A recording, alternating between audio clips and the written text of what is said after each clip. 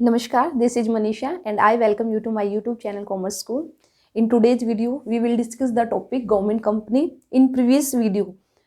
में हमने जो अपने अदर टॉपिक है, ठीक है, जो मैंने आपको ये कंपनी वाले स्टार्ट करा रखे हैं, गवर्नमेंट कंपनी है, स्टैट्यूटरी कंपनी है, तो ये मैं पहले से जो मेरी प्रीवियस वीडियो है उनके अंदर मैं डिस्कस कर चुकी हूँ, जिसके के अंदर हमने पब्लिक सेक्टर कंपनी है, प्राइवेट सेक्टर कंपनी है, तो ये सारे मैंने कर लिए हैं। अगर आपने अभी तक उन वीडियोज़ को नहीं देखा तो पहले जाकर उन वीडियोज़ को देखिए, ठीक है। और आज की वीडियो में हम डिस्कस करेंगे कि गवर्नमेंट कंपनी क्या है। तो चलिए फिर स्टार्ट करते हैं आज की वीडियो। तो देखिए गवर्नमेंट कंपनी, तो गवर्नमेंट कंपनी की बात करती हूँ तो government company are established under the companies act 2013 और रजिस्टर्ड और गवर्न बाय द एक्ट। तो गवर्नमेंट कंपनी हमारी बेसिकली वे कंपनी है जिनका जो इस्टेब्लिशमेंट हुआ है या तो कंपनीज एक्ट 2013 जो कंपनीज एक्ट है, ठीक है, इसके अंडर, या फिर गवर्नमेंट ने कोई स्पेसिफिक एक्ट आपका बना दिया है तो उस एक्ट के अंदर ये कंपनी आपकी रजिस्टर्ड रहेगी, तो उसको हम बेसिकली बोलेंगे गवर्नमेंट कंपनी। तो यहाँ पे जो लिखा है ना कंपनीज एक्ट 2013, इसका मतलब ये नहीं है कि भाई सिर्फ आपका जो 2013 है वही एक्ट आपका रहेगा, ठीक है। तो ये आपका 2013 प्लस इससे पहले जो भी प्रीवियस है, जैसे पहले कंपनीज एक्ट 2013 से पहले कौन सा एक्ट था, 1956 एक्ट था। तो कोई भी कंपनी अगर वो रजिस्टर्ड है 1956 कंपनीज एक्ट के अंदर, या फिर 13, या फिर कोई भी जो हमारा पहले कंपनीज एक्ट था, या फिर गवर्नमेंट ने कोई स्पेसिफिक एक्ट स्पेशली एक गवर्नमेंट कंपनी को फॉर्म करने के लिए उसके लिए कोई स्पेसिफिक एक्ट अगर बनाया है तो उसको हम उस एक्ट के अंदर जो कंपनी आएगी तो उसको हम बोलते हैं गवर्नमेंट कंपनी। और जो गवर्नमेंट कंपनी का जो इस्टेब्लिशमेंट है, EST का मतलब यहाँ पे इस्टेब्लिशमेंट है, ठीक है, तो शॉर्ट मैंने लिखा है तो समझ जाना, EST means establishment, establishment for purely business purpose. तो जो गवर्नमेंट कंपनी की जो इस्टेब्लिशमेंट की गई है वो सिर्फ और सिर्फ किसके लिए की गई है, प्योरली बिजनेस पर्पज के लिए। बिजनेस पर्पज के लिए क्यों की गई है, क्योंकि देखिए अगर प्राइवेट कंपनी रहेगी सिर्फ, ठीक है, अगर पब्लिक कंपनी नहीं है, गवर्नमेंट कंपनी नहीं है, सिर्फ प्राइवेट कंपनी है, तो जो प्राइवेट कंपनी है ना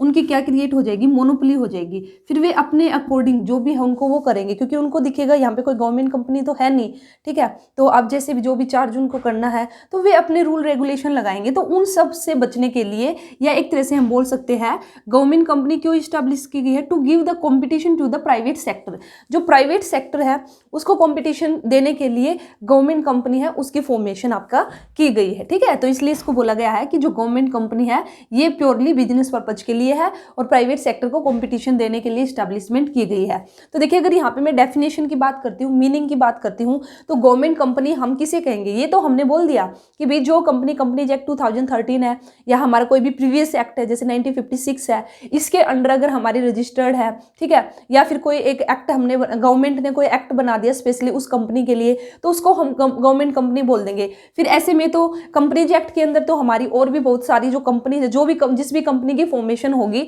उसको, चाहे वो प्राइवेट है चाहे वो पब्लिक सेक्टर कंपनी है, जो हमने प्रीवियस बात की है कुछ कंपनीज की, तो उन सब का रजिस्ट्रेशन भी कंपनीज एक्ट के अंदर ही आएगा। तो फिर हम स्पेशली एक गवर्नमेंट कंपनी की क्या डेफिनेशन रहेगी, तो देखिए गवर्नमेंट कंपनी की जो डेफिनेशन है वो क्या है, तो ये total capital of a company 51% और more than held by the central government, state government, partly central और स्टेट, ठीक है, और पेड अप शेयर कैपिटल। तो इस लाइन का मतलब यहाँ पे क्या है कि भाई गवर्नमेंट कंपनी हम उस कंपनी को कहेंगे जिसकी जो टोटल कैपिटल रहेगी, जिस कंपनी की, उस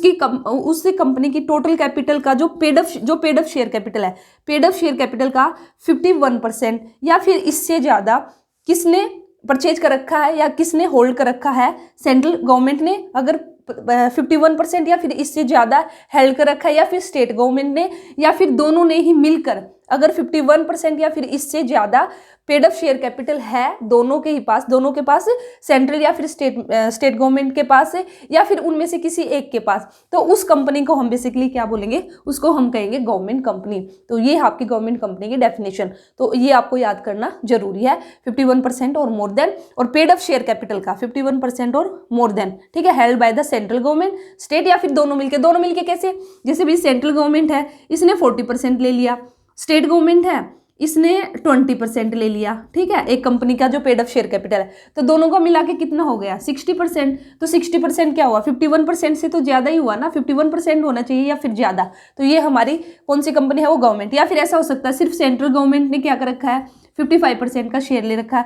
या फिर सिर्फ जो हमारी स्टेट गवर्नमेंट है उसने 60% का शेयर ले रखा है, तो 51% या फिर इससे ज़्यादा हमारा यहाँ पे, तो कैसे भी हो सकता है। सेंट्रल गवर्नमेंट अकेले भी खरीद सकती है 51% से ज़्यादा,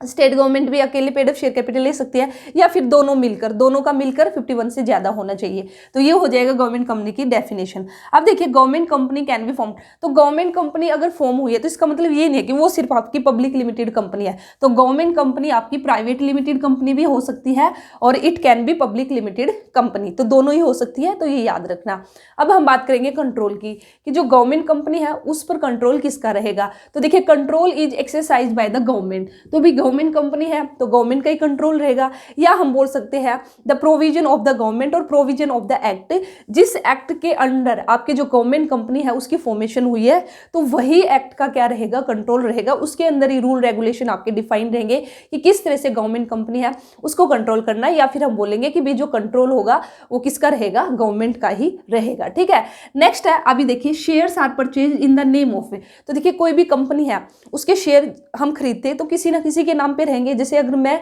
किसी कंपनी के शेयर खरीदती हूं तो मेरे नाम पे रहेंगे, आप किसी कंपनी के शेयर खरीदते हैं तो आपके नाम पे रहेंगे, तो इसी तरह से जो गवर्नमेंट कंपनी रहेगी उसके शेयर है उनको कौन खरीदेगा, किसके नाम पे खरीदे जाएंगे, प्रेसिडेंट ऑफ इंडिया, जो इंडिया का प्रेसिडेंट रहेगा, इंपॉर्टेंट पॉइंट है नोट कर लेना, तो जो प्रेसिडेंट ऑफ इंडिया रहेगा उसके नेम पर किसी भी कंपनी, जो गवर्नमेंट कंपनी, किसी भी कंपनी नहीं, जो गवर्नमेंट कंपनी है उसके शेयर्स हमारे परचेज किए जाएंगे। लेकिन ये बात रहेगी हमारी सेंट्रल लेवल पर, अगर हमारी जो गवर्नमेंट कंपनी है वो सेंट्रल लेवल पर है। अगर किसी स्टेट लेवल पर अगर हम बात करते हैं, ठीक है, अगर स्टेट लेवल पर स्टेट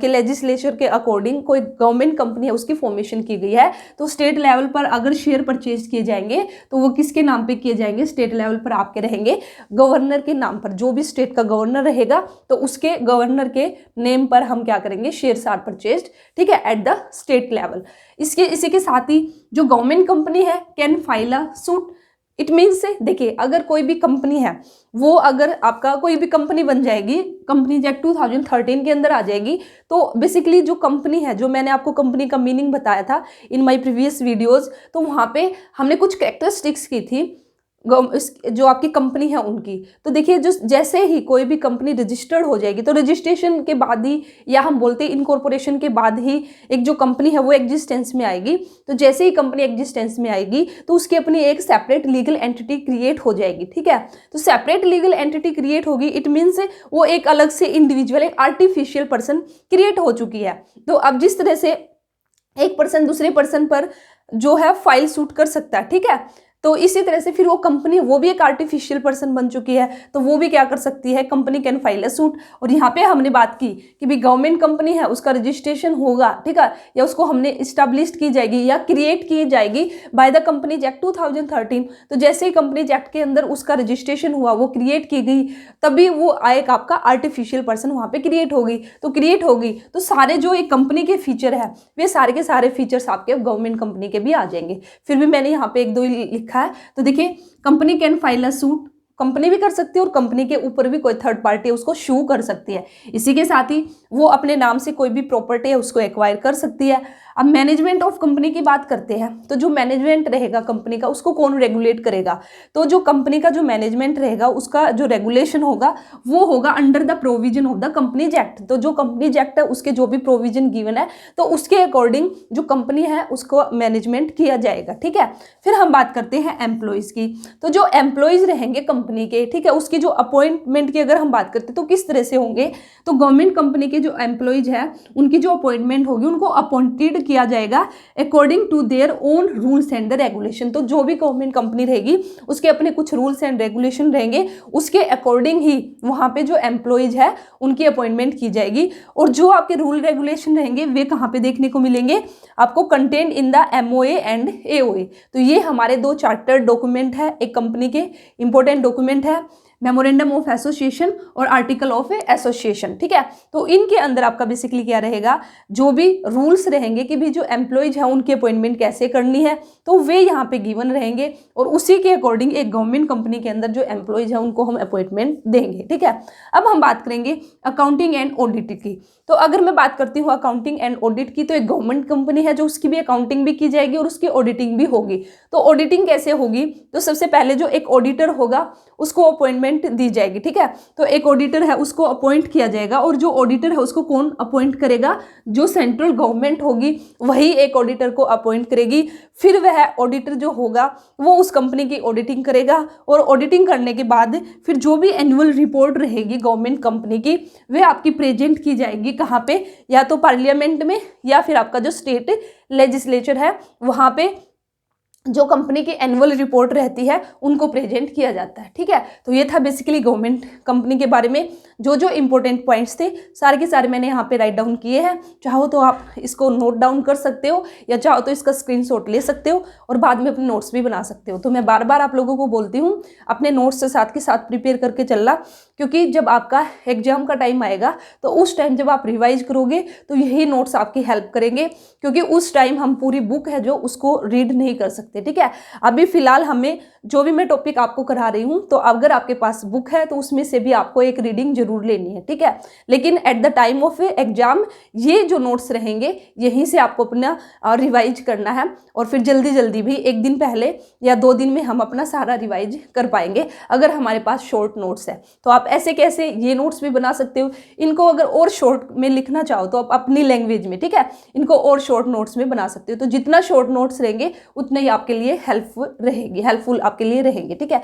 तो एक बार मैं फिर से आपको एक बार रिवाइज करा देती हूँ फटाफट से। तो देखिए हमने बात की थी गवर्नमेंट कंपनी की। तो गवर्नमेंट बेसिकली क्या, गवर्नमेंट कंपनी हमारी कौन सी है, जो कि स्टैब्लिश की जाएगी या क्रिएट की जाएगी बाय द कंपनीज एक्ट 2013 या एनी प्रीवियस कंपनीज एक्ट, जैसे कि आपका 1956 है, या फिर गवर्नमेंट ने ही कोई एक स्पेसिफिक एक्ट है वो गवर्न किया है, ठीक है, एक एक्ट बनाया है, तो उसके अंडर आपकी गवर्नमेंट कंपनी गवर्न की जाएगी उस एक्ट के द्वारा, ठीक है। उसी के साथ ही गवर्नमेंट कंपनी का जो इस्टेब्लिशमेंट है वो सिर्फ और सिर्फ प्योरली बिजनेस पर्पज के लिए किया गया है। बेसिकली प्राइवेट सेक्टर है उसको कंपटीशन देने के